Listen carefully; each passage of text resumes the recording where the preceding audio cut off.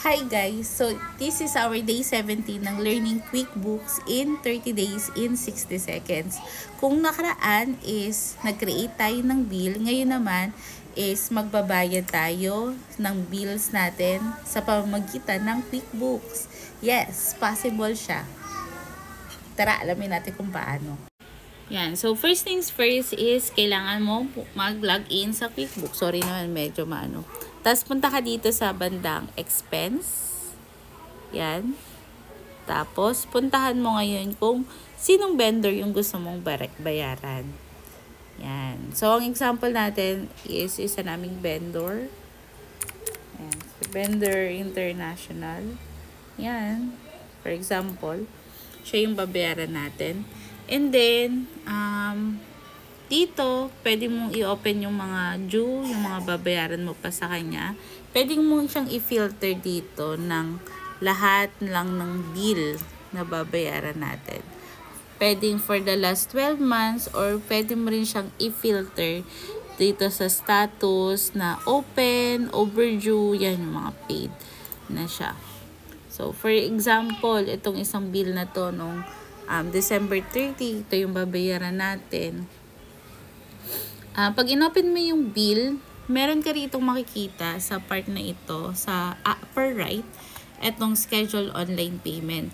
Magagawa mo siya if meron kang payee details na nilagay para dito sa vendor na to. So for this vendor, meron tayong bill pay through ACH info. Tapos nilagay or in-indicate natin dyan yung bill, account number, yung account name ng client, tapos yung ACH niya.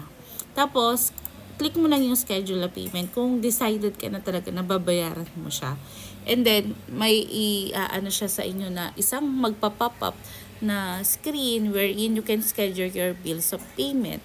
So, for this one, ang una is you have to select the bank account kung saan magagaling yung fund. And then, next is pwede kang mag-combine ng multiple bills in one payment. Or pwede kang make one payment per vendor ang gagawin mo. So, pwede mo siyang i-on or i-off. Pero dito sa case kasi natin, isa lang yung bill. Tapos, kailan siya ma-withdraw. Dito mo lang din yung mailalagay. Then, you can also apply to all. Yung case kasi natin, single payment yung ginagawa natin. At dito, sa upper right, makikita mo naman yung fee kung magkano mo siya pabayaran. So, for every bill, makikita mo dyan yung vendor, bill number, payment method, kung paano siya babayaran.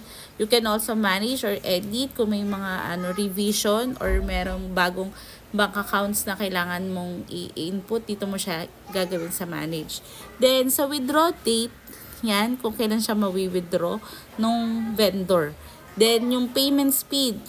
Syempre, pag standard, may 0.5 na processing fee, which is naka-dollar siya. Yung example pala natin is in US siya na company. Then for a faster payment, pwede kang magbayad ng $10 per processing fee, which is medyo mahal. Syempre, dapat doon lang tayo sa mura.